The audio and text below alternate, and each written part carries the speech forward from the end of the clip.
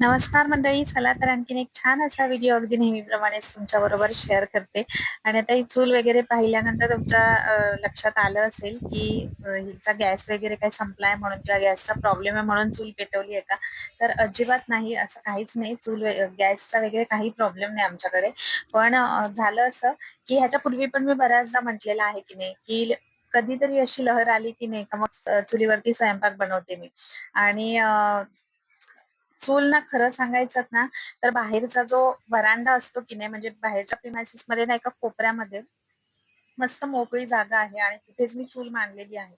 आणि इतकं मोकळं वातावरण आहे, म्हणजे रूम वगैरे नसल्यामुळे ना खूप धुराचा वगैरे काही त्रास होत नाही आणि काळं वगैरे व्हायचं, धुराने भिंती वगैरे काळा व्हायचा प्रश्नच येत नाही. कारण पूर्ण ओपन स्पेस आहे आणि त्या कोपऱ्यामध्ये चूल बसवलेली आहे आणि चारी बाजूनी मस्त एकदम उजेड आणि वारा सुद्धा भरपूर असतो. त्याच्यामुळे चुलीवरती स्वयंपाक करायला खूप भारी वाटतं बाहेरच्या साईडला. पण नेहमीच शक्य होत नाही मला, कारण आपलं कसं घाईघाईचं सगळं असतं आणि गॅसवरती कसं पटकन होऊन जातं. एकदाच गॅस पेटवला का ती फ्लेम ॲडजस्ट करून त्याच्यावरती आपण कोणताही पदार्थ शिजायला ठेवतो. पण चुलीवरती तसं होत नाही. काय होतं, की एकदा चूल पेटवली की नाही का तिथेच बसून मग ती चूल पाहत राहावी लागते. नाहीतर मग त्याच्या धुराने वगैरे की नाही, किंवा आग जर विझली तर त्याच्या धुराने त्या पदार्थाला वास येऊ शकतो. त्याच्यामुळे वेळ भरपूर लागतो आणि म्हणून नेहमी मला शक्य होत नाही चुलीवरती. पण आज काय गंमत झाली माहितीये का? खरं तर मला चुलीवरतीच स्वयंपाक करायचा होता आणि आज माझ्याकडे वेळ पण होता. तर बनवणार होती मीच. पण नेमकं काय झालं, की हे जे आंबे आहेत की नाही, ते घेऊन मम्मा आली होती आणि रायत्याचे आंबे आहेत हे. तर आंब्याचं रायतं म्हणून एक कोकणामध्ये ह्या सीझनमध्ये तर सगळ्यांच्या घरी बनला जाणारा पदार्थ आहे आणि तोच बनवायचा होता. तर ती की नाही, आणि हे आंबे ना वेगळे असतात थोडे. आपण जे हापूस वगैरे खातो तसे आंबे नाहीत. तर ते छोटे आंबे असतात आणि रस असतो त्यांना भरपूर सारा. तर ते आंबे आहेत आणि ना ती बाजारात आली होती, तर ती घेऊन आली होती माझ्यासाठी. तर तिला म्हटलं तूच बनव म्हणून, आणि तिलाही खूप छान वाटलं चुलीवरती वगैरे. आणि एकदम आजूबाजूला की नाही जागा सुद्धा ऐसपैस आहे, त्याच्यामुळे खूप छान वाटतं मोकळ्या वातावरणात. तर चला तिचीच पद्धत आहे ही रायत्याची. आणि आणखीन एक गोष्ट सांगते, की आंब्याचं रायतं जे आहे ना, त्याचे वेगवेगळे प्रकार असतात, म्हणजे वेगवेगळ्या प्रकाराने ते बनवता येतं खरं तर. म्हणजे ह्याच्यामध्ये ना मालवणी मच्छीचं सार असतं ना, ते त्याचं जे वाटण करतो, त्याच्यासाठी जे वाटण करतो ना, ते वाटण घालून सुद्धा हा पदार्थ बनवला जातो आंब्याचं रायतं.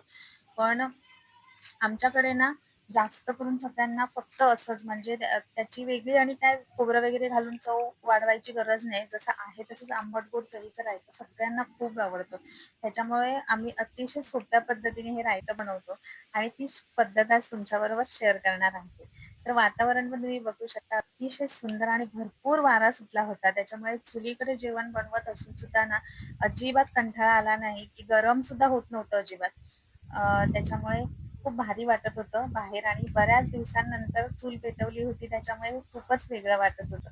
तर इथे की नाही सगळ्यात पहिल्यांदा स्वच्छ आहे. आंबे जे आहेत ना स्वच्छ धुवून घेतलेले आहेत आणि त्याच्यानंतर त्याच्या साली काढून त्याचा जो गर असतो की नाही तो वेगळा करून घेतलेला आहे. आणि त्याच्या बाटांना की नाही जो त्याचा गर असतो तो सुद्धा सुरीने ना थोडंसं असं त्याला चीर पाडून ना त्याचाही गर थोडासा काढून घेतलेला आहे. म्हणजे ह्याची जी ग्रेव्ही बनते की नाही आंबट गोड खूप म्हणजे खूपच सुंदर लागते. आणि त्याच्यासाठी की नाही इथे लसूण पहिल्यांदा सोलून घेतलेली आहे आणि अतिशय सोपी पद्धत आहे. साधी एकदम फोडणी आहे याची, पण चव अतिशय सुंदर असते. तर एकदा नक्की कधीतरी ह्या पद्धतीने ट्राय करून पहा. खरं तर ना दुसरी जी पद्धत आहे ना वाटणाची मी तुम्हाला सांगितली, त्या पद्धतीने मी कधी बनवलं नाही रायतं, कारण मला असंच आवडतं एकदम साधं आणि सोपं पण खूप छान असतं चवीला. तर त्याच्यामुळे मी ती पद्धत कधी ट्राय केली नाही. पण एकदा ते सुद्धा मी जर बनवलं तर तुमच्याबरोबर नक्की शेअर करेन. इथे की नाही सगळ्यात पहिल्यांदा फोडणीसाठी तेल घेतलेलं आहे. आणि चुलीवरती स्वयंपाक करायचा असेल तर हे असं लक्ष द्यावं लागतं त्या आगीकडे. नाहीतर मग एकदा विझली का पुन्हा ती पेटेपर्यंत परिकष्टा. तर इथे की नाही तेल तापलेलं आहे आणि त्याच्यामध्ये आपण मोहरी टाकून घेतलेली आहे. त्याच्यामध्येच लसूण जी आहे ती 5 ते 6 पाकळ्या ठेचून घेतलेला आहे लसूण आणि तो सुद्धा ह्याच्यावरती फोडणीला टाकून घ्यायचा आहे.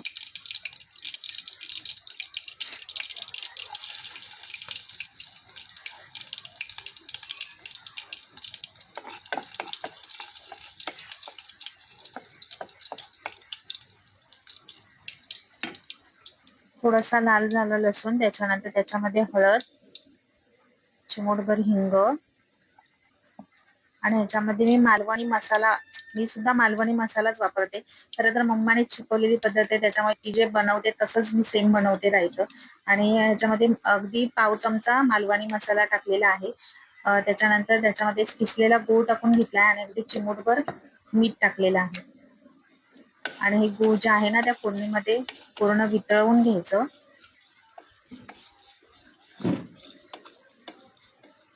आणि आपण जे आंबे साफ करून ठेवलेले आहेत ना ते सुद्धा त्याच्यामध्ये टाकून घ्यायचे.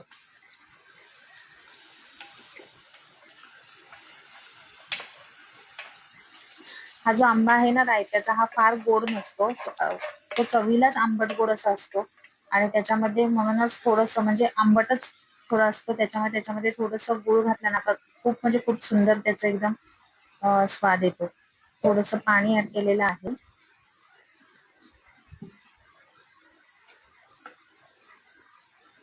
आणि एकदा छान ढवळून घ्यायचं. सगळं एकसारखं करायचं म्हणजे जे गुळाची फोडणी आपण केली होती, गुळ वगैरे घालून जी फोडणी बनवली होती ना ते आणि ते आंबे असे छान कव्हर झाले पाहिजे तसं एकसारखं करून घ्यायचं.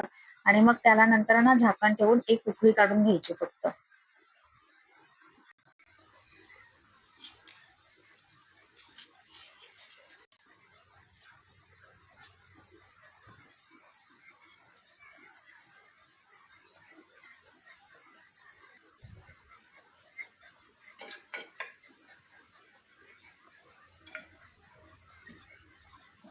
साहित्य छान शिजलेलं आहे.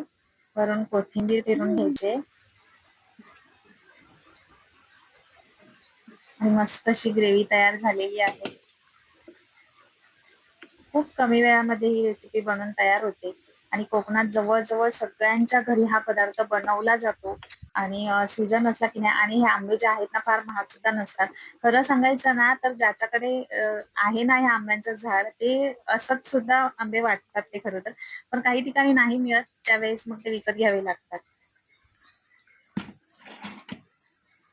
मस्त असं रायतं तयार झालेलं आहे. आपण प्लेटमध्ये काढून घेऊया.